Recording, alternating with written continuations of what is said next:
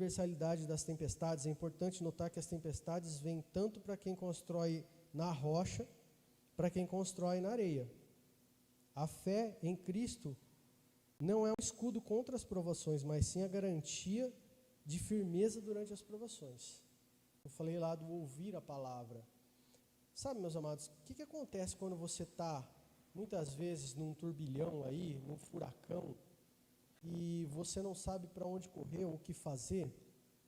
O Espírito Santo te orienta.